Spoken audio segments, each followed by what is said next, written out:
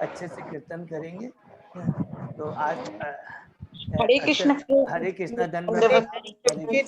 हरे कृष्णा, हरे कृष्णा हरे प्रभु जी, कृष्णा दंडवत प्रभु जी, प्रणाम। दंडवत प्रणाम।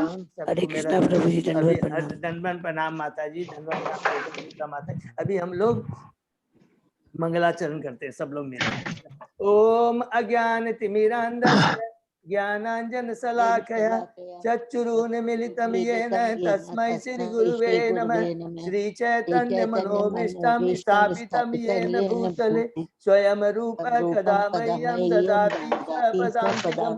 वन्देऽहं श्री गुरु श्रीयुतपदकमलं श्री गुरु वैष्णवांच च श्री रूपं साग्रजातं सहगना रघुनाथं वितं तं सजीवं स्वादेतं सावभूतं परिजं सहितं कृष्ण चैतन्य देवं श्री राधा कृष्ण पादान सहगना ललिता श्री विशाखा विदांत च।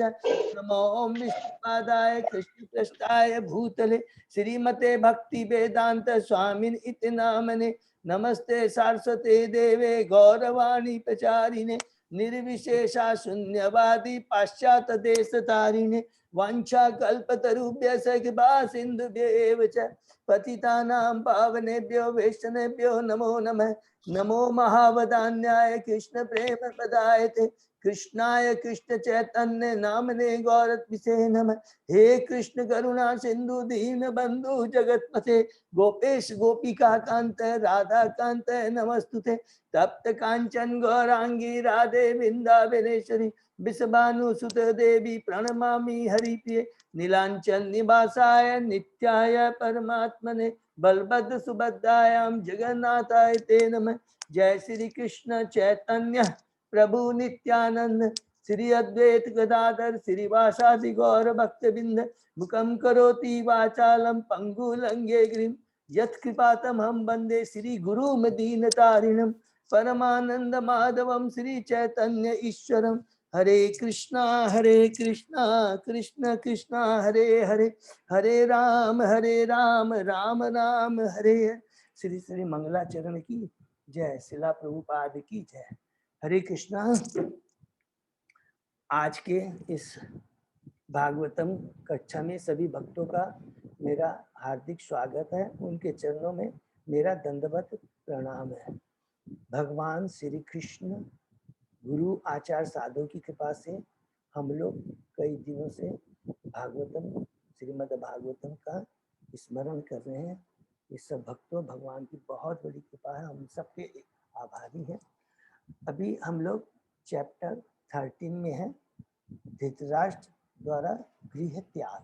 उसके पहले हमने 12 अध्याय कंप्लीट किए हैं। बहुत जल्दी से फास्ट हम लोग उसको रिकैप कर लेंगे कि पहले कैंटो के पहले चैप्टर में भगवान श्री कृष्ण का जो 7 ऐश्वर्य का बहुत ही पावरफुल वर्णन हुआ है। उसके बाद में भागवतम कितना महान ग्रंथ है, उसके 7 एस्पेक्ट के बारे में हमने पढ़ा। और तीसरे श्लोक में कि किस पर भागवतम हमें इनवाइट करता है भागवतम पढ़ने के लिए। और उसके बाद में नैमिषारण्य के 6 मुनियों ने जो प्रश्न किए थे, किस प्रकार का उसका उत्तर सुदगर्ष स्वामी बहुत अच्छे से देते हैं। और उसके बाद में वो किसमें देते हैं, पहले दूसरे और तीसरे अध्याय में। चौथे अध्याय में जब आते हैं तो और 3 प्रश्न पूछे जाते हैं शौनक ऋषि द्वारा। किसी भागवतम का इतिहास क्या है, परीक्षित महाराज के बारे में बताइए और सुखदेव गोस्वामी के बारे में बताइए, जिसका वर्णन हमने पढ़ा चौथे, पांचवें, छठे अध्याय में। 7वें अध्याय में हम आते हैं श्री द्रोण पुत्र जो अश्वत्थामा को किस प्रकार दंड दिया जाता है भगवान श्री कृष्ण के निर्देशन में।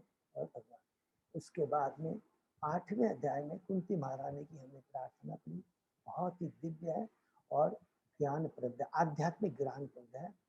9वें अध्याय में भीष्म देव का त्याग, जिसमें हमने पढ़ा था, याद रखेंगे कि किस प्रकार कृष्ण अद्भुत कर्मणा है। वहां पर वर्ड जो है कृष्ण अद्भुत कर्मणा है कि किस प्रकार भगवान भक्तों पर कृपा करते हैं। भीष्म देव का त्याग। 10वें अध्याय में हम आते हैं, द्वारका के लिए भगवान प्रस्थान करते हैं, अर्थात हस्तिनापुर को छोड़ के जाते हैं। तो वहां पर किस प्रकार जो भगवान के शुद्ध भक्त होते हैं उनका क्या विप्र भाव का अनुभव उन्होंने किया कि किस प्रकार हस्तिनापुर के सब भक्त मूर्छित हो जाते हैं। और वहाँ की जो स्त्रियां थी महल के, किस प्रकार भगवान की लीलाओं को याद कर करके, अलग अलग लीलाओं को याद करके भगवान को ग्लोरीफाई करते हैं। 11वें अध्याय में हम आकर के देखते हैं कि भगवान श्री कृष्ण द्वारका पहुंचते हैं और वहां पर किस प्रकार वो अनुभव करते हैं, व्यग्र करते हैं अपना जो दुख है, जो विप्र भाव वो प्रकट करते हैं भगवान श्री कृष्ण के सामने, और किस प्रकार भगवान का वेलकम करते हैं, किस प्रकार द्वारका को सजाया जाता है, और किस प्रकार लास्ट में हमने देखा कि जो द्वारका की जो रानियां थी, भगवान को के प्रति कितना दिव्य प्रेम था, कोई भौतिक प्रेम नहीं था, दिव्य प्रेम था, और सदैव उनकी इच्छा रहती थी भगवान की सेवा करनी, दिव्य सेवा ही करने में वो आनंद प्रदान करती थी। उसके बाद में हम 12वें अध्याय में आकर के परीक्षित महाराज के जन्म के बारे में हमने सुना कि किस प्रकार उनका जन्म बहुत ही आश्चर्यमय था, दिव्य था, कि भगवान स्वयं आकर करके माता उत्तरा के गर्भ में रक्षा करते हैं, भगवान का कैसा रूप होता है, परीक्षित महाराज ने कैसा उनका दर्शन किया, और उसके बाद में आकर के हमने देखते हैं कि किस प्रकार उनका जात संस्कार हुआ, युधिष्ठिर महाराज ने किया, किस प्रकार ब्राह्मणों से उन्होंने पूछा कि ये परीक्षित है जो भगवान का शुद्ध भक्त है, उनके गुणों में बारे में सुना, तो उन गुणों को सुन करके, माने भक्तों के गुणों के बारे में सुनकर ही हमारी चेतना में प्योरिफिकेशन होता है, आध्यात्मिक ज्ञान की वृद्धि होती है। और इसके बाद में किस युधिष्ठिर महाराज ने अश्वमेध 3 अश्वमेध यज्ञ किए, और भगवान उसके बाद में द्वारका चले जाते, प्रस्थान करते हैं। अभी जो करंट सब्जेक्ट है अध्याय है वो 13वां अध्याय है, जिसमें कि धृतराष्ट्र का देह त्याग, तो बिगिनिंग हम शुरू करते हैं कि विदुर महाराज, विदुर जो भगवान के शुद्ध भक्त हैं, याद रखेंगे वो 12 महाजनों में एक है, ये हमेशा याद रखेंगे, तो हमारी चेतना उसी लेवल पर है कि विदुर महाराज के प्रति उसी दृष्टि से आते दृष्टि से हम सोचेंगे, ठीक है ना। तो विदुर महाराज है, बहुत महान है, 12 महाजनों में एक है, वो आते हैं अपनी तीर्थ यात्रा करने के बाद में, यहाँ पर लिखा था, प्रभु जी थोड़ा साउंड कम की है, थोड़ा सा आवाज कम की है। विदुर महाराज जी आते हैं हस्तिनापुर में तीर्थ यात्रा करने के बाद में, महर्षि ऋषि से क्या है, आत्मगति का ज्ञान प्राप्त करके वो आते हैं, बहुत इंपॉर्टेंट चीज है कि, और वही आत्मगति का ज्ञान प्राप्त कर करके वो मैत्री मुनि से तब तक प्रश्न करते रहे जब मैत्री मुनि ने उनको कहता है कि भगवान श्री कृष्ण की प्रेमा भक्ति प्राप्त करना ही जीवन का परम लक्ष्य है।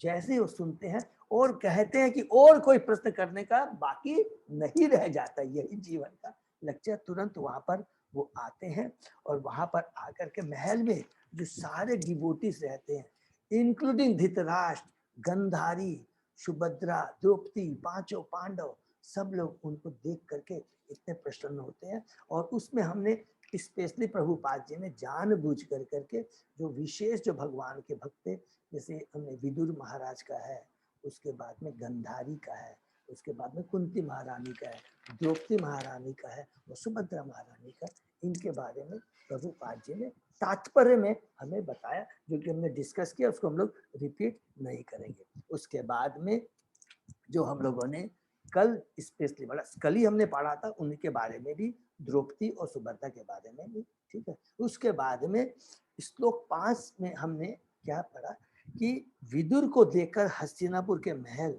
आवाज नहीं आ रही प्रभु जी। हरि बोल, अभी सुनाई दे रहा है? आवाज आ रही है प्रभु जी अच्छे से, एकदम परफेक्ट आवाज आ रहा है। हाँ, तो माता जी काइंडली थोड़ा अपना नेट को चेक करेंगे है प्लीज।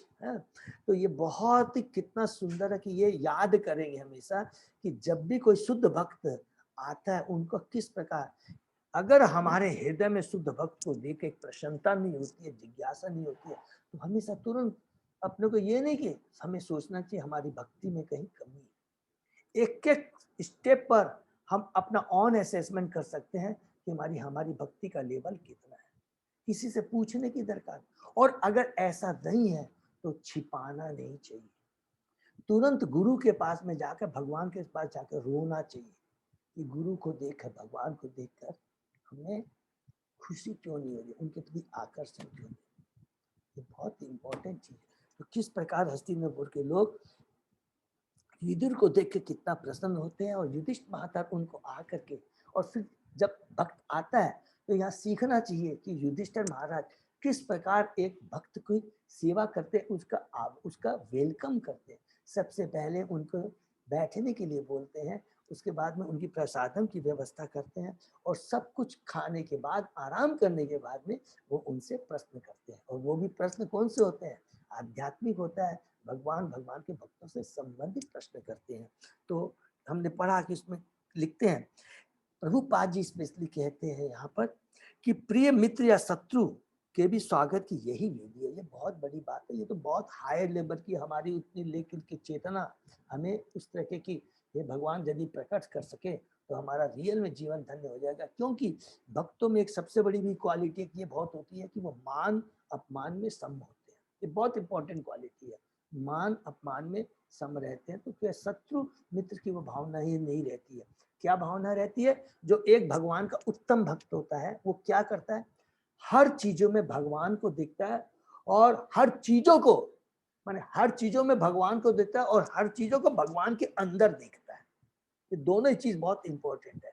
अर्थात वो शरीर को नहीं देखता है, केवल भगवान शरीर के भीतर बैठी हुई आत्मा को देखता है और वो तुरंत उस आत्मा को जब देख कर कहता है, चाहे चींटी से लेकर ब्रह्मा जी तक को सम्मान बराबर का देता है। क्यों देता है? क्योंकि सभी भगवान के अंश है। कर्मों के अनुसार सबकी अलग अलग चेतना है और अलग अलग उनको शरीर प्राप्त हुआ है, सुविधाएं प्रदान हुआ है। वो इमैटेरियल है।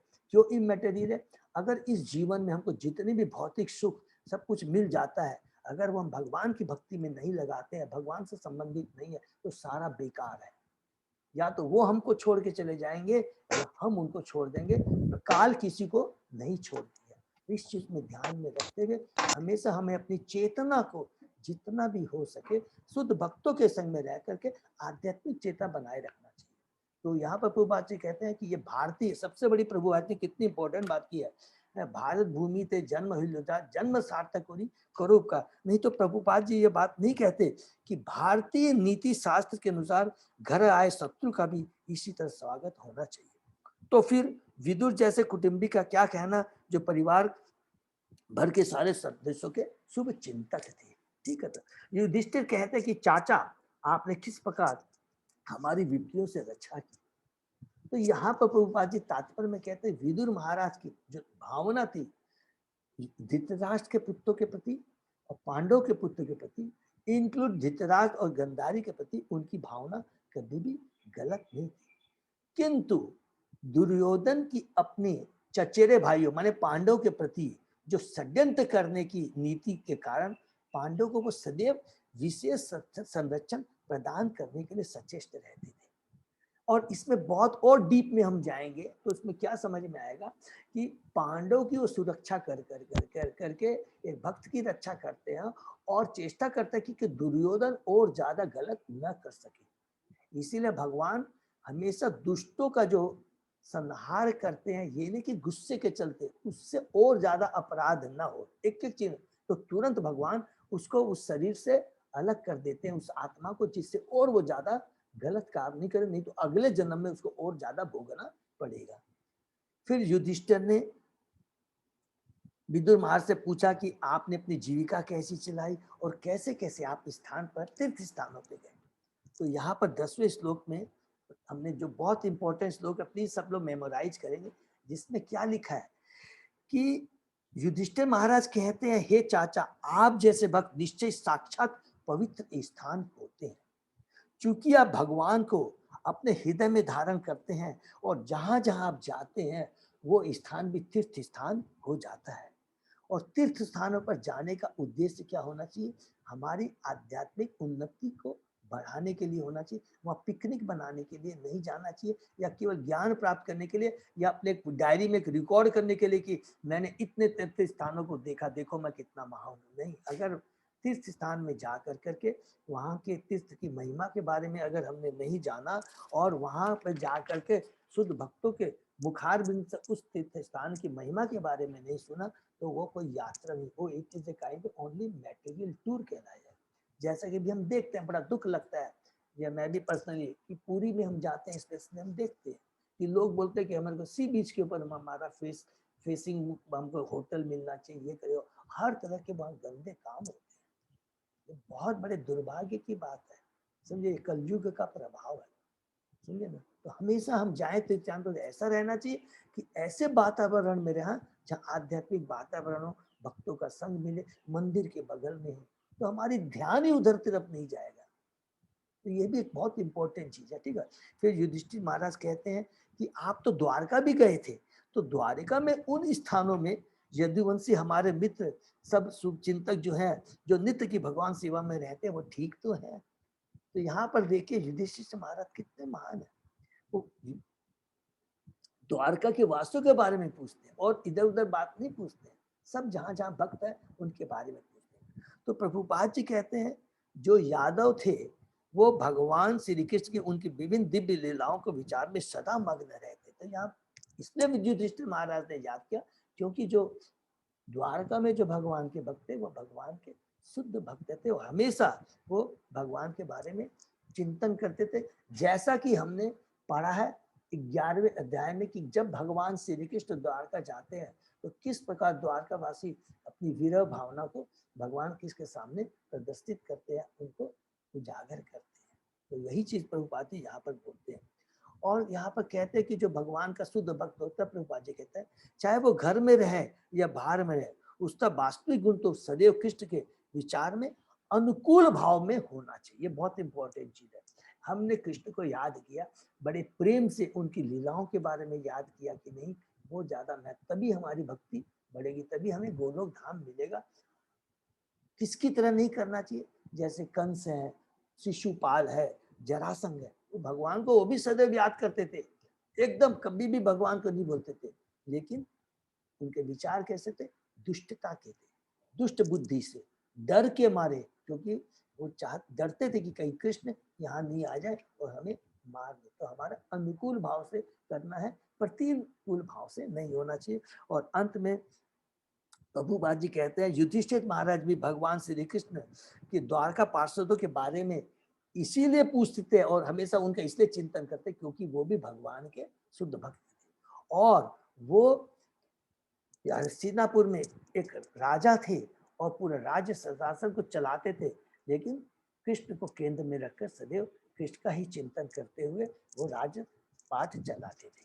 यहाँ तक हम लोगों ने 11 स्तोत्र पढ़ा और आगे आज हम लोग पढ़ेंगे, ठीक है। ओम नमो भगवते वासुदेवाय, ओम नमो भगवते वासुदेवाय, ओम नमो भगवते वासुदेवाय। नारायण नमस्कृत्य नरं चैव नरोत्तमं देवी सरस्वती व्यासं ततो जयम् उदीरयेत्।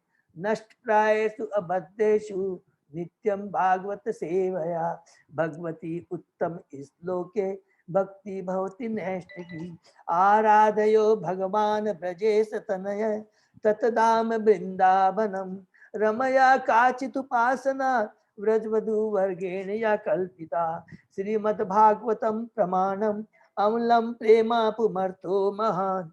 श्री चैतन्य महाप्रभो मतम इदम तत् आदरो न पर। हरे कृष्णा कृष्णा कृष्णा हरे हरे, हरे राम राम राम हरे हरे। हरे कृष्णा।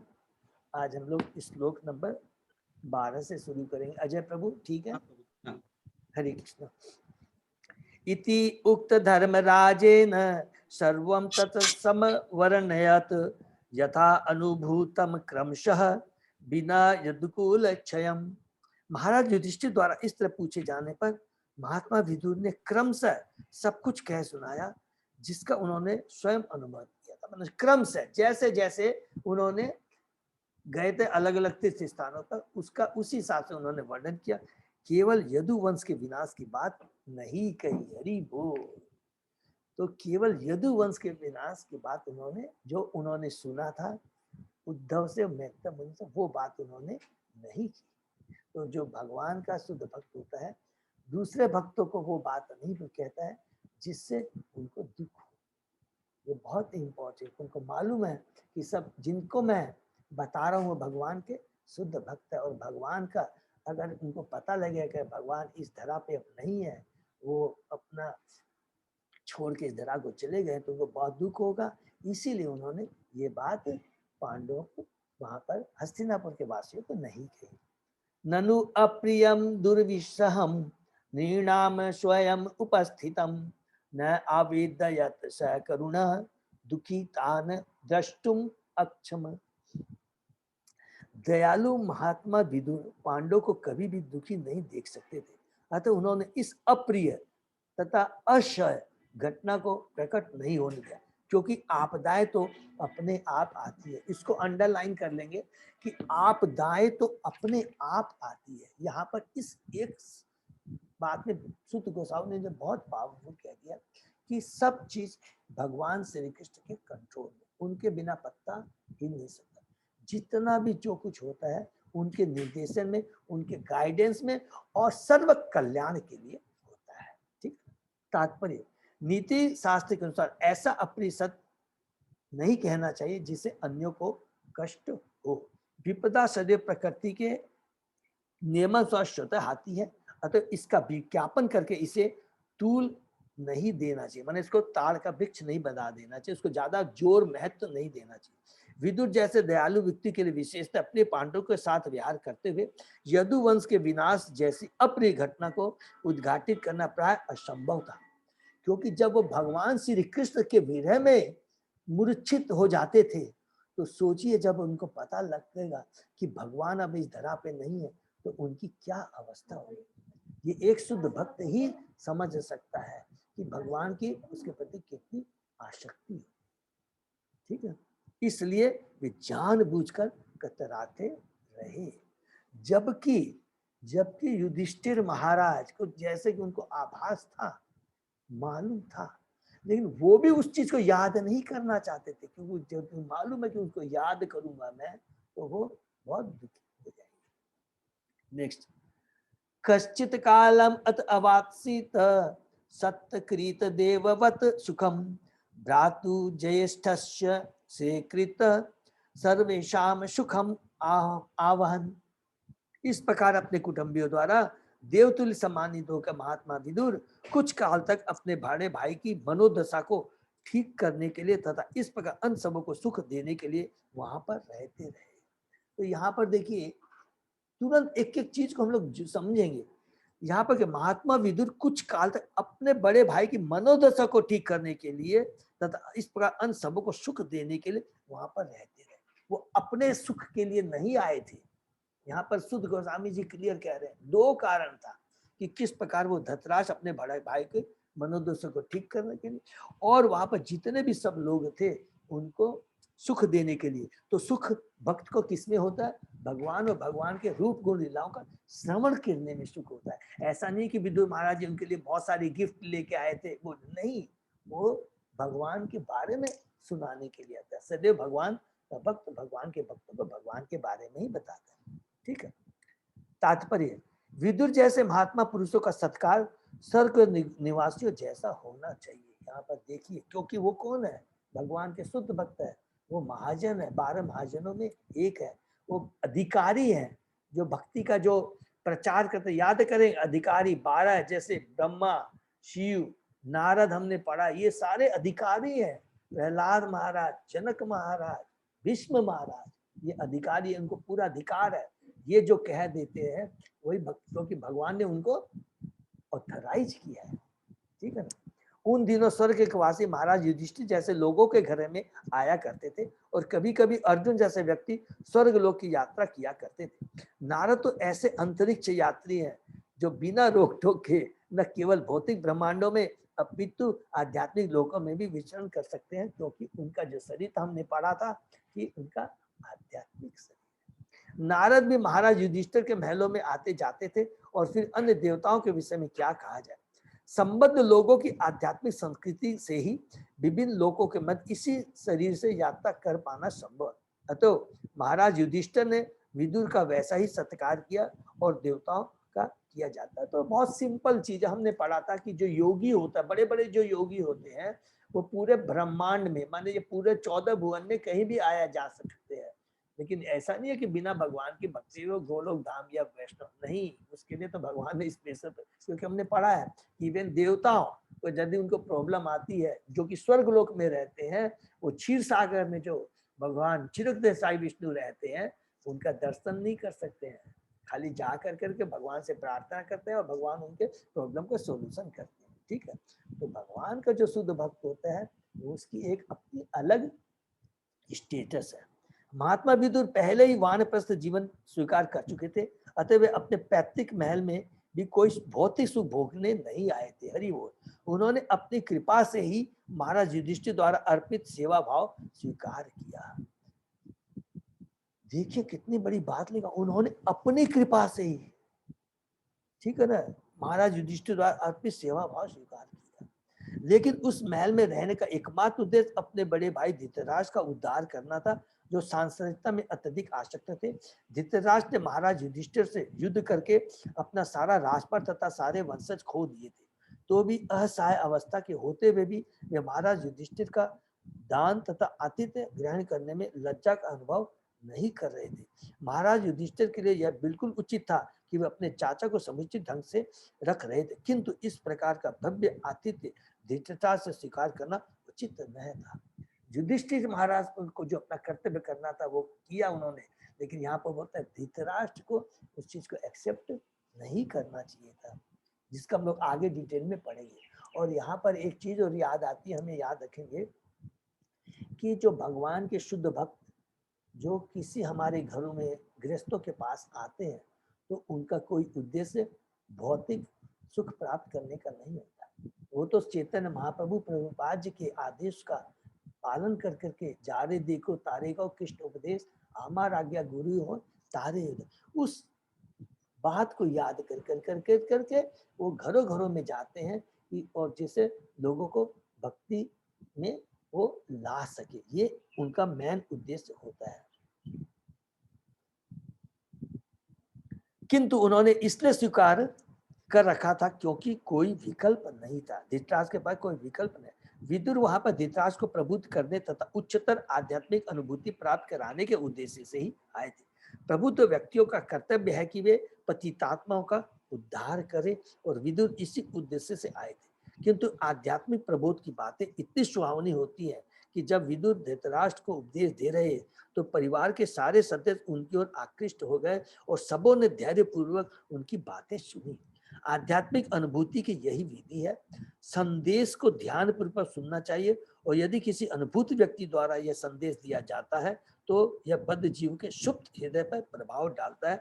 निरंतर श्रवण करते रहने से मनुष्य आत्मसात की पूर्ण अवस्था को प्राप्त कर सकता है। बहुत इंपॉर्टेंट बात यहाँ है कि हम भगवान के अंश हैं, हमारे अंदर में कृष्ण भावनामृत इनबिल्ट है, वो ऑलरेडी है, लेकिन दुर्भाग्यवश जब भौतिक जगत में आ जाते हैं तो सुप्त अवस्था में रहती है।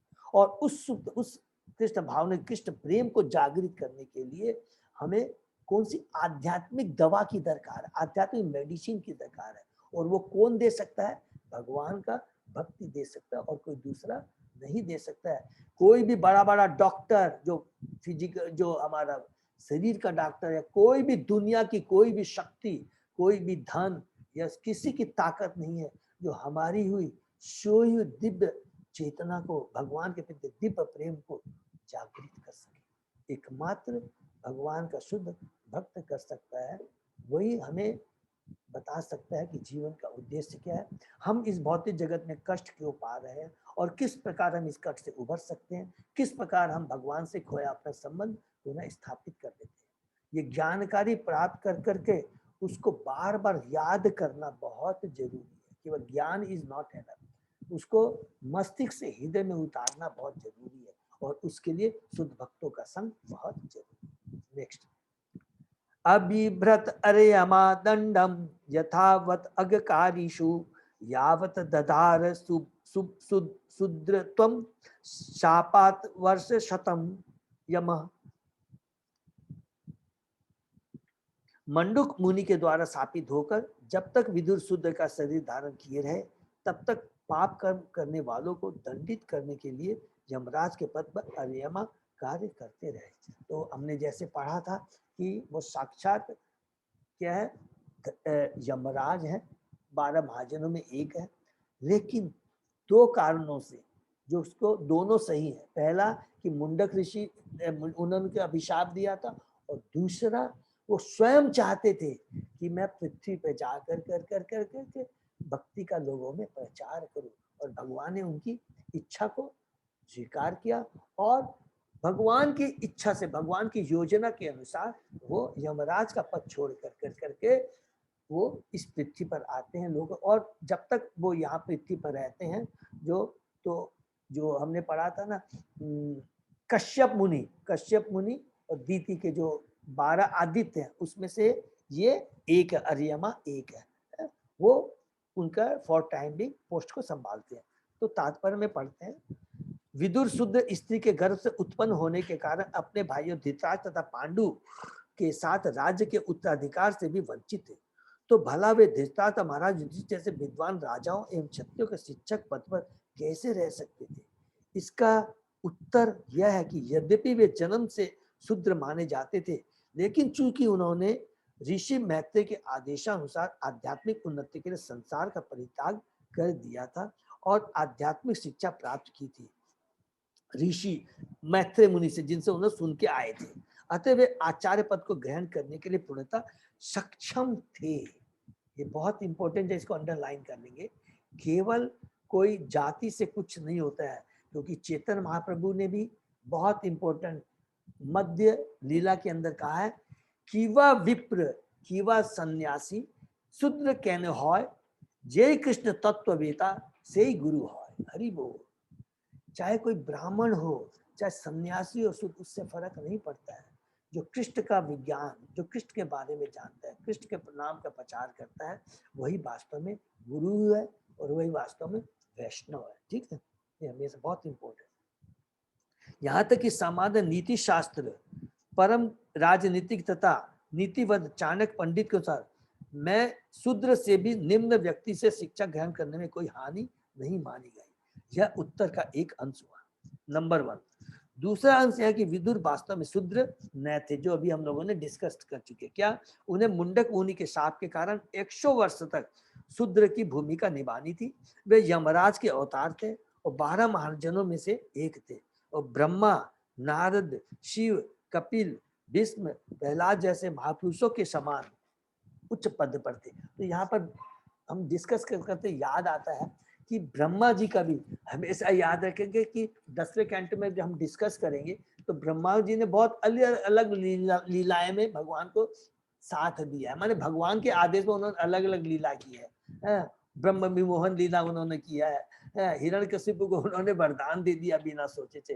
ये सब भगवान का अरेंजमेंट रहता है, हमेशा याद रखेंगे। तो हमेशा उनको उसी दृष्टि से देखेंगे। क्या? ये 12 महाजनों में से एक है, जो कुछ भी करते हैं भगवान के आदेश के अनुसार करते हैं, हम बद्ध जीवों को ज्ञान देने के लिए। महाजन होने के कारण यमराज का कर्तव्य है कि वे विश्व के लोगों को भक्ति संप्रदाय का उसी प्रकार उपदेश दे जिस प्रकार नारद, ब्रह्मा तथा अन्य महाजन करते हैं। किंतु यमराज सदैव अपने राज्य में पाप कर्म करने वालों को दंड देने के कार्य में ही व्यस्त रहते हैं। भगवान ने यमराज को एक विशेष ग्रह के लिए, जो पृथ्वी से कुछ लाखों मील दूर पर नियुक्त किया है, जहां वे मृत्यु के बाद भ्रष्ट जीवात्मा को ले जाकर उनके पाप का दंड दे। अतः यमराज को दुष्कर्म करने वालों को दंड देने के उत्तरदायी काम से ही फुर्सत नहीं मिल पाती। दुष्कर्म करने वालों की संख्या सत्कर्मियों से अधिक है। हरि बोल। देखिए यहाँ प्रभुपाद जी कितनी बड़ी बात कह दी है, दुष्कर्म करने वालों की संख्या सत्कर्मियों से अधिक है।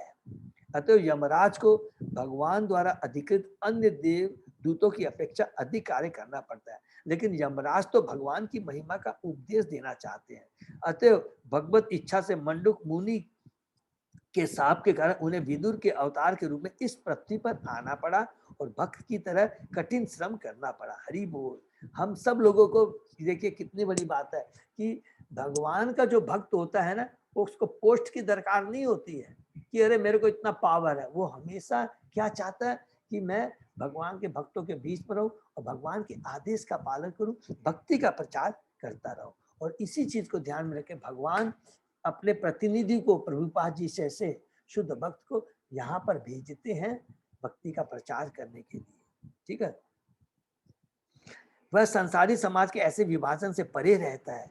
जिस प्रकार भगवान शूकर का अवतार ग्रहण करके भी न तो शूकर है नहीं ब्रह्मा, हरि बोल। वे समस्त सांसारिक प्राणियों के ऊपर है।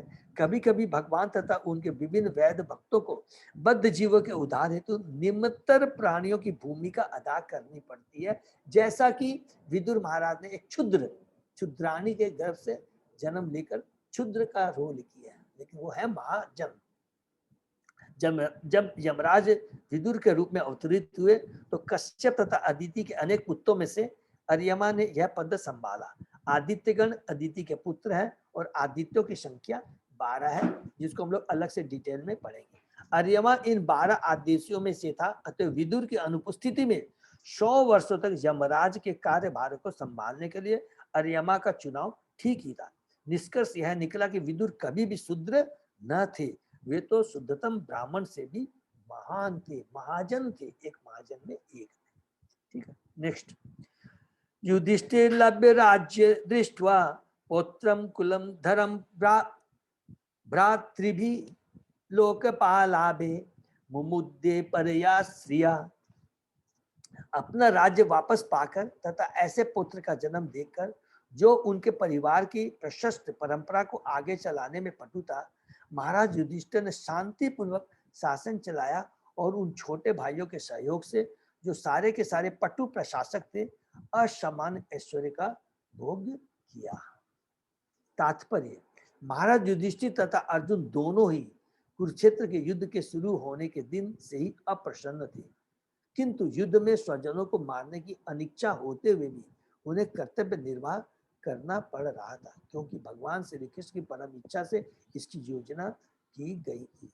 तस्मात् सर्वेषु कालेषु मम युद्ध। तो ये बहुत इंपॉर्टेंट श्लोक याद कर लेंगे कि 8वें अध्याय का 7वें श्लोक में कहते हैं, तब भगवान कहते हैं उसको कि अर्जुन को तेरी इच्छा नहीं हो तो तू क्या कर, अपना कार्य भी करता रहे, जो मैंने तेरे को युद्ध का कार्य दिया है ये भी करता रहे, और मेरे कृष्ण को ध्यान में रख के कार्य कर। अगर मेरे को ध्यान में रख के तू जो कार्य करता रहेगा तो तेरा अटैचमेंट कभी नहीं रहेगा। इसीलिए अगर हम भगवान के आदेश का पालन करते, भगवान कृष्ण के आदेशों को, ज्ञान को ध्यान में रखते हुए गृहस्थ जीवन में हम कार्य करेंगे तो हमसे कोई भी गलत कार्य नहीं होगा। नंबर 2, हमारी कोई चीज के प्रति आसक्ति नहीं रहेगी। बार बार याद रहता रहेगा कि हमारा जीवन का उद्देश्य है भगवान से अपने खोए हुए संबंध को पुनः स्थापित करना। युद्ध के पश्चात महाराज युधिष्ठिर ऐसे साहिक संसार से दुखी थे। एक तरह पांडवों के बाद कुरु वंश को चलाने वाला कोई नहीं था। यदि कोई आशा शेष थी तो वह पुत्र बंधु उत्तरा के घर में स्थित बालक था, और उस पर भी अश्वत्थामा ने प्रहार कर दिया, किंतु भगवान की कृपा से वह बालक बच गया था।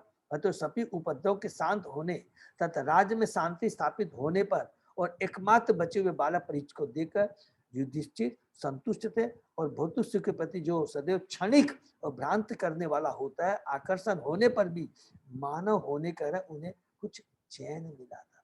हमेशा याद रखेंगे कि जितना भी वो चिंतित थे, जो कुछ में थे, ऐसे नहीं है कि मेरा पोता होगा, नहीं, उनकी चिंता यही थी कि किस प्रकार जो अभी धर्म की स्थापना भगवान ने कुरुक्षेत्र के युद्ध में आकर के लोगों का संहार करके कि जो भगवान ने व्यवस्था की है, जो मेरे को दायित्व दिया गया है, कि वो दायित्व कि किस प्रकार लोग कृष्णमय रहें और प्रजा को कृष्ण भावना भावित में रखा जाए, वो उनकी चिंता थी। उसके लिए क्या था, उपयुक्त एक राजा की दरकार थी, वो उनकी ज्यादा चिंता थी।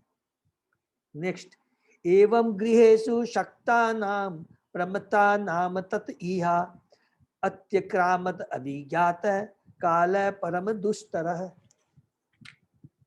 जो लोग घरेलू मामले में अत्यधिक लिप्त रहते हैं और उन्हीं के विचारों में मग्न रहते जाते हैं, उन्हें दुष्तर नित्य काल अनजाने ही धर दबोचता है। ये देखिए कितना पावरफुल स्टेटमेंट ये विदुर महाराज अब देने जा रहे हैं। इसका तात्पर्य बहुत अच्छे से पढ़ते हैं। मैं अब सुखी हूँ, अब सब कुछ ठीक ठीक है, मेरे पास बैंक में प्रचुर धन है, अब मैं अपने लड़कों को काफी जागीर दे सकता हूँ, अब मैं विजयी हूँ। ये भिखारी सन्यासी ईश्वर पर आश्रित तो रहते हैं, किंतु मेरे सामने हाथ फैलाते हैं, अतः मैं परमेश्वर से भी बढ़कर हूँ।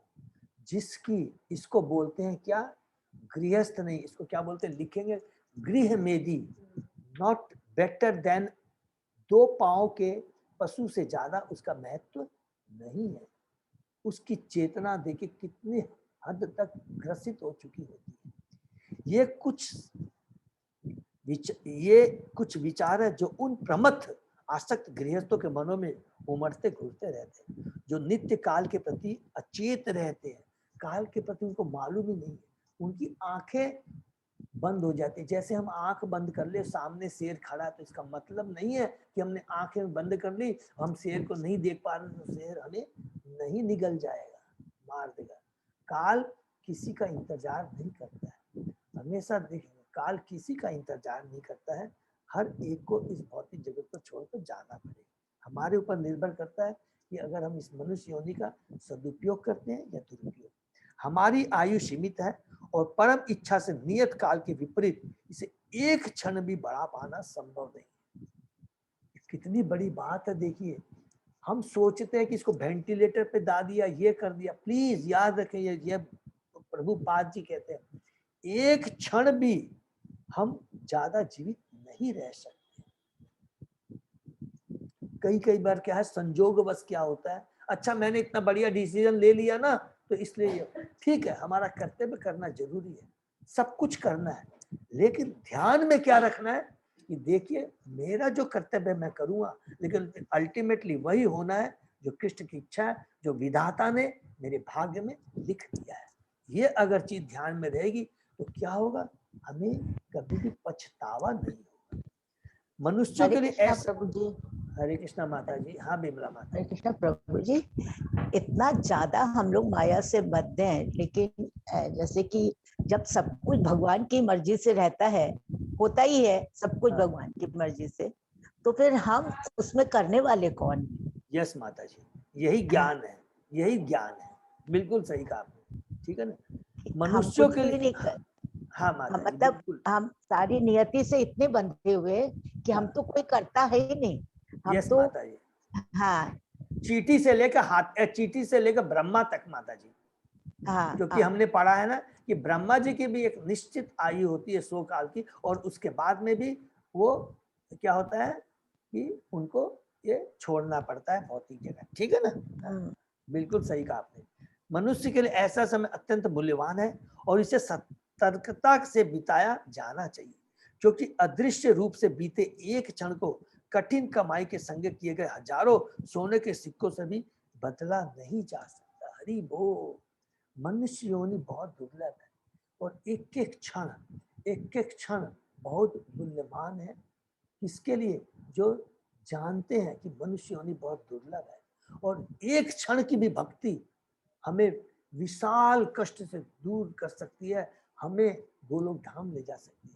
खंडवांग मुनि ने देखे, जब उनको मालूम पड़ा कि मेरी आयु अब कितनी रह गई, सब कुछ वो तुरंत छोड़ करके पूरे भगवान की भक्ति में रम जाते हैं और वो भगवान के धाम को चले जाते हैं। ये बहुत इंपॉर्टेंट। तो यहाँ पर बोलने का मतलब है, कभी कभी माया के प्रभाव में आकर के अभी हम लोग प्रजल्प में लग जाते हैं, अच्छा कभी ये काम कर ले, नहीं, प्लीज हम लोग को नहीं करना है। हम सबको एक दूसरे के लिए भगवान से प्रार्थना करनी है कि हे कृष्णा, एक एक क्षण हमारा बेकार की प्रजल्प में न जाए और आपके गुण का नाम गुण लीलाओं का समन कीर्तन करने में ही बीते। मानव चीजों का प्रत्येक क्षण अंततः जीवन की समस्याओं को हल करने के निमित्त अर्थात बारंबार जन्म मृत्यु 84 लाख योनियों में भटकते रहने से छुटकारा पाने के लिए। तो मनुष्य योनि भौतिक जगत को भोगने के लिए नहीं है, इस भौतिक जगत से छुटकारा पाने के लिए है, और जिसके लिए भगवान की बहुत बड़ी कृपा है कि हमें ये मनुष्य योनि मिली है। और मनुष्य योनि में भी भक्तों के घर में जन्म मिला, जहाँ हम लोग भगवान के भक्तों का संग करके भक्ति कर पा रहे हैं। ये बहुत बड़ी कृपा है भगवान की। यह भौतिक शरीर तो जन्म तथा मृत्यु, रोग तथा बुढ़ापे से ग्रस्त होता रहता है। जीव के समस्त कष्टों की जड़ है, अन्यथा जीव तो शाश्वत है, न तो वह कभी जन्मता है न कभी मरता है। मूर्ख लोग इस समस्या को भूल जाते हैं, उन्हें इसका पता ही नहीं चलता रहता कि जीवन की समस्याओं को किस तरह हल किया जाए। उल्टे वे क्षणिक पारिवारिक झंझटों में उलझे रहते हैं और उनकी समझ में यह नहीं आता कि शाश्वत समय अदृश्य होकर बीतता जा रहा है। उनकी सीमित आयु हर क्षण घटती जा रही है। हम जो भी बर्थडे बना रहे हैं तो उस दिन याद करना है कि मेरी आयु बढ़ी नहीं है, उतना दिन वो मेरा क्या है, खत्म हो गया है। और हमें उस दिन एसेस करना है कि हम लोग भक्ति किए। इसीलिए हमेशा भी बर्थडे भी बनाया जाए, एक एक चीज जब ये आचार्य सुनता है वो भक्तों के बीच में रहना चाहिए, भक्तों के मध्य ही करना चाहिए। तो वो क्या है, हमारे लिए भगवान से प्रार्थना करेंगे कि और भी जो मेरा बचा हुआ जीवन है वो मैं भक्ति के कार्य में लगा सकूं। और जन्म मृत्यु रोग तथा बुढ़ापे के चक्कर की सबसे बड़ी समस्या जो की त्यों बनी रहती है, यह मोह कहलाता है। किंतु जो व्यक्ति भगवान की भक्ति के प्रति जागरूक रहता है उस पर मोह प्रभाव नहीं डाल सकता। हरि बोल। क्योंकि भगवान की नाम का जो भक्ति है, भगवान के नाम गुण नाम का संकीर्तन इतना पावरफुल है कि माया भाग जाती है, माया भाग जाती है। अगर आज हम भक्ति बीज घर में कर रहे हैं और उस समय याद रखना चाहिए जितने भक्त बैठ के भगवान का संकीर्तन, वो जो जगह है वो क्या है, वो कोई भौतिक जगत नहीं है, वो भगवान का धाम है। इवन यमराज आना है यमराज को तो काल के रूप में नहीं आ सकता है, भक्त के रूप में आ सकता है। नहीं तो भगवान उसको परमिशन नहीं देंगे कि जहाँ भगवान के भक्त लोग भक्ति करते हैं वो खाली भक्त के रूप में आ सकता है, काल के रूप में नहीं आ सकता है। उस युधिष्ठिर महाराज तथा उनके भाई पांडव सभी भगवान श्री कृष्ण की सेवा में लगे रहते थे। उन्हें इस भौतिक जगत के मायावी सुख के प्रति तनिक भी आकर्षण न था। जैसा कि हम पहले बता चुके हैं, महाराज युधिष्ठिर भगवान मुकुंद मोक्षदाता भगवान की सेवा में अचल थे, अतः उन्हें स्वर्ग में उपलब्ध जीव के सुख का भी आकर्षण न था, क्योंकि ब्रह्मलोक तक में उपलब्ध सुख क्षणिक तथा भ्रामक होता है। इसको अंडरलाइन कर लेंगे, देखिए कि क्षणिक होता है और भ्रामक होता है, इवन ब्रह्मलोक तक में। क्योंकि जीव शाश्वत है, अतः वह भगवान के नित्य धाम में ही सुखी रह सकता है, जहां से बारंबार जन्म मृत्यु रोग तथा बुढ़ापे के इस भूख भाग में कोई नहीं लौटता। मछली को आप जल से निकाल करके सोने में पिंजरे में रख दीजिए, सारी फैसिलिटी, तो वो जिंदा नहीं रहेगी, वो मर जाएगी। उसी प्रकार भगवान का जो जीव, जो भगवान का अंश है, ममेवांशे जीव लोके जीव भूत सनातन है, भगवान का अंश है, वो दिव्य आनंद का सुख का अनुभव तभी कर सकता है जब उसको अपने घर में उसको भेज दिया जाए, वो चला जाए। अदरवाइज जितने भी हमारे यहाँ इस भौतिक जगत में पाताल से लेकर ब्रह्म लोक तक जितने भी सुविधाएं प्रदान कर दे, वो सुखी नहीं रह सकता। अतः ऐसा कोई भी सुख या भौतिक सुविधा जो शाश्वत जीवन नहीं प्रदान कर सकती, नित्य जीव के लिए भ्रम ही है, ब्रह्म ही है, भ्रम ही है, माने माया है, मृग तृष्णा। जो इस तथ्य को समझ लेता है वो विद्वान है, और ऐसा विद्वान व्यक्ति ब्रह्म सुख के नाम से विख्यात वांछित लक्ष्य को प्राप्त करने के किसी भी भौतिक सुख का बलिदान कर सकता है। हरि बोल। इस सुख के लिए वास्तविक योगी तक लालायित रहते हैं, और जिस तरह भूखा व्यक्ति भोजन के बिना समस्त सुख सुविधाओं से सुखी नहीं बनाया जा सकता, उसी प्रकार जिसे आध्यात्मिक परम सुख की भूख है, उसे कितना ही भौतिक सुख क्यों न प्राप्त हो, किंतु इसकी यह भूख भुजती नहीं है। क्यों नहीं भुगती है? क्योंकि उसकी चेतना जागृत हो चुकी है, अब वो सुप्त अवस्था में नहीं है। किसको भौतिक सुख शाश्वत लगता है? जिसकी चेतना सोई हुई है, ग्रसित है, भौतिकता से ग्रसित है, उसको ही लगता है कि मैं सुखी हूँ। लेकिन जिसकी चेतना जागृत हो चुकी है, उसको कोई भी भौतिक चीजें सुख प्रदान नहीं कर सकती। अतः इस श्लोक में वर्णित उपदेश को महाराज युधिष्ठिर पर या उनके भाइयों पर तथा माता पर लागू नहीं किया जा सकता। हरि बोल। तो इसका मतलब क्या हुआ कि ये किसके लिए है? ये तो विदुर जी इतनी बात जो बोल रहे थे वो किसके लिए दे रहे हैं? तो इस लाइन में लिखा है, इसको अंडरलाइन कर दें, यह धृतराज जैसे व्यक्तियों के लिए है जिन्हें शिक्षा देने के लिए विदुर विशेष रूप से आए। और आज के युग में तो आप देखेंगे कि घर घर में जगह जगह पर धृतराष्ट्र है, जो भौतिक दृष्टि से लगेगा कि नहीं हमारी आंखें बहुत काम कर रही है, लेकिन आध्यात्मिक दृष्टि से वो अंधे हैं, उनको मालूम ही नहीं है हम लोग को जीवन का उद्देश्य क्या है। ये बहुत इंपॉर्टेंट पॉइंट यहाँ पर है, ठीक है ना? तो हरि बोल। नेक्स्ट श्लोक में जा सकते हैं। हरे कृष्णा। अजय प्रभु।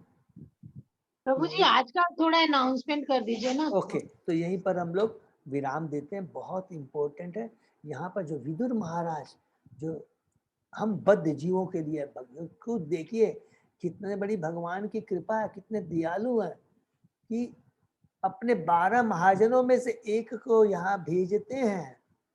लिखा है यहाँ पर कोई भौतिक सुख के लिए वो नहीं आए थे, उनकी इच्छा थी, क्योंकि भगवान के भक्त की 2 चीज होती है।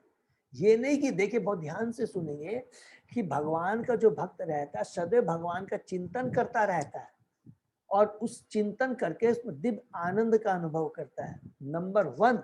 और दूसरा, वो दूसरे जीवों को भी भक्ति में लाने के लिए हमेशा आतुर रहता है, केवल अपने सुख के लिए नहीं, दूसरे जीवों को भी।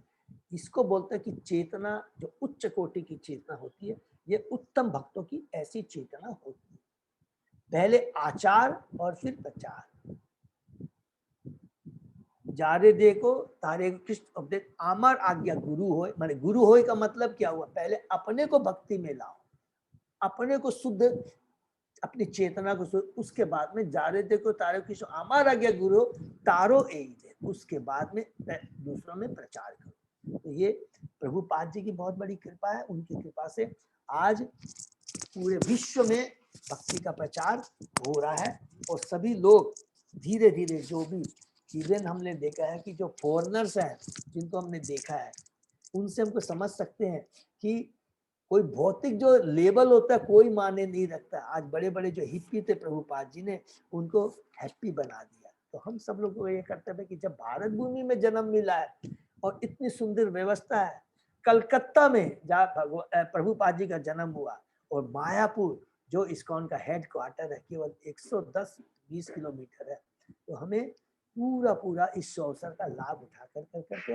अपने जीवन को कृष्ण में बनाना है और दूसरों को भी कृष्ण भक्ति में लाना है। हरे कृष्णा। और आज का जैसे अनाउंसमेंट है कि 1-2-3 स्टॉन मेरे को याद है। सबसे पहले सबको मालूम है आज क्या है, स्नान यात्रा है, बहुत शुभ दिन है। अभी सुबह से ही सबको प्रोग्राम का डिटेल बता दिया गया है और सुबह के प्रोग्राम के लिए मंदिर से इंस्ट्रक्शन आया कि हम लोग जाकर के वो दर्शन नहीं कर सकते। इवनिंग का जो प्रोग्राम होगा उसके अंदर में हम जाकर के दूर से हम जगन्नाथ बलदेव सुभद्रा महारानी का दर्शन कर सकते हैं और जिनकी भी जो इच्छा है वो भोग ले जा करके वहां पर दे सकते हैं, ठीक है ना। और जो किसी भी कारण से टू बी वेरी फ्रैंक कोई जाने के पोजीशन में नहीं है तो ऐसा नहीं है, ठीक है ना, वो ऑनलाइन ही दर्शन कर सकते हैं, वो समझे कि नहीं, तो कोई घबराना नहीं। और लेकिन आज का दिन बहुत शुभ है। आज हमें क्या है, ज्यादा से ज्यादा भक्ति करनी है, क्योंकि 15 दिन के बाद भगवान हमें पुनः 12 तारीख को दर्शन देंगे, उसके पहले नहीं देंगे। हरे कृष्ण, ठीक है ना। हरे कृष्ण। प्रभु जी लिंक नहीं दिया ना आज के प्रोग्राम में जो देखना अच्छा, है। लिंक नहीं मिला क्या? ओहो, नहीं हाँ, तो इसका मतलब है कि थोड़ा सा माता जी ने बताया तो शायद मेरे को रीचेक करना पड़ेगा कि हाँ। वहाँ पर दिखाया जाए कि नहीं। अगर नहीं दिया तो मेरा सही आपने कहा, हो सकता है कि मैंने गलत बोला हो, तो फिर नहीं है तो जो लोग वहाँ जा सकते हैं तो वहाँ जाकर दर्शन कर सकते हैं, नहीं तो घर में YouTube चैनल पे लाइव टेलीकास्ट होगा, ऑफिशियल चैनल होगा ना प्रभु। हरि बोल। हाँ, अजय प्रभु ने YouTube में होगा। टेलीकास्ट YouTube पे भी आया अभी जो अपना ऑफिशियल YouTube का चैनल है कोलकाता इस्कॉन टेम्पल का, उसमें होगा, तो लाइव टेलीकास्ट चलता रहेगा। हाँ, तो जरूर देखेंगे, वहां पर भी जरूर देखेंगे। और पूरे विश्व में हो रहा है ये, विश्व में हो रहा है, तो अपना जरूर देखेंगे। हम लोग अपने जीवन को धन्य करेंगे। और जब भी मौका मिलेगा तो हम लोग जगन्नाथ लीला के बारे में भी डिस्कस करेंगे, जैसा भी हो जाता है। सब भक्तों को बहुत बहुत धन्यवाद। और हाँ, कुछ बोलना चाहते हैं कोई? हरे कृष्णा प्रभु, मैं बोल रहा था जैसे आज अगर मंदिर जाऊंगा तो वहाँ कुछ प्रोटोकॉल भी है, मास्क के अलावा और कुछ नहीं है ना? नहीं प्रभु, प्रोटोकॉल है और सोशल डिस्टेंसिंग थोड़ा हमको करना है। अंदर घुसने नहीं देंगे, लेकिन अच्छा वो आपने प्रश्न किया। कई बार ऐसा होता है ना कि हम लोग ठेल के जाने के, प्लीज हम लोग को नहीं करना है ऐसा, थोड़ा वेट कर देना है, वेट कर सबको। और सबसे बढ़िया बात बताओ, थोड़ा जल्दी चले जाइएगा। कितना बजे तक प्रभु? 5 to 7:30 है। 5 to 7:30, आप 5:30 बजे जा सकते हैं। ठीक है प्रभु। देख ले 6 बजे से शायद दर्शन होगा, पता नहीं मेरे को एग्जैक्ट नहीं है, लेकिन थोड़ा जल्दी भी जाएंगे तो अच्छा है ना, भगवान के लिए जितना भी वेट करेंगे तो वो भी बहुत बड़ी कृपा होगी। हरे कृष्ण हरे। और सब भक्तों को धन्यवाद। और एक चीज मैं थोड़ा सा भक्तों से शेयर करना चाहूंगा, मैं अस्ना माता जी को हृदय से धन्यवाद देता हूँ। देखिए हमारी अभी कोर कमेटी मीटिंग हुई थी, उसमें कहा गया था कि हमारे जगन्नाथ ग्रुप में जितने भी बच्चे हैं उनका डेटा हमको तैयार करना है। तुरंत उसने 2 दिन बाद इतना सुंदर बना के भेजा है और मैंने बहुत मेरे को खुशी हुई है। तो मैं अस्ना को करूँ, सब लीडरों से और टीचरों से मेरी रिक्वेस्ट है, एंड आई विल रिक्वेस्ट अस्ना कि वो सबको फॉरवर्ड कर देगी, और किसी का भी यदि कोई भी क्वेश्चन होगा तो करें। बहुत सुंदर उसने मेहनत से बनाया। तो सब लोग, सब टीचर्स और लीडर्स से मेरी रिक्वेस्ट है, प्रत्येक अपने ग्रुप की वो पूरी डिटेल्स बच्चों की देगी। ये बहुत बड़ा एक उनका प्रयास है। और अस्ना के लिए सब लोग 3 बार हरि बोल बोले। हरि बोल हरि बोल, हरि बोल हरि बोल, हरि बोल। तो सीरियसली लेंगे और अपडेट करेंगे, ठीक है ना। हरे कृष्णा। हरे कृष्णा। दंडवत प्रणाम। हरे कृष्णा प्रभु जी, दंडवत प्रणाम प्रभु जी। हरे बोल। हरे कृष्णा हरे कृष्ण को दंडवत प्रणाम। दंडवत प्रणाम प्रभु जी। दंडवत प्रणाम। सही भक्तों का बहुत बहुत धन्यवाद। तो हम लोग आज का सत्संग यहीं विराम देते हैं। सही भक्तों को हरि बोल। अजय गुरु हरे कृष्णा मानु भौमिक। हरे कृष्णा प्रभु दंडवत प्रणाम। हरि बोल। हरे कृष्ण।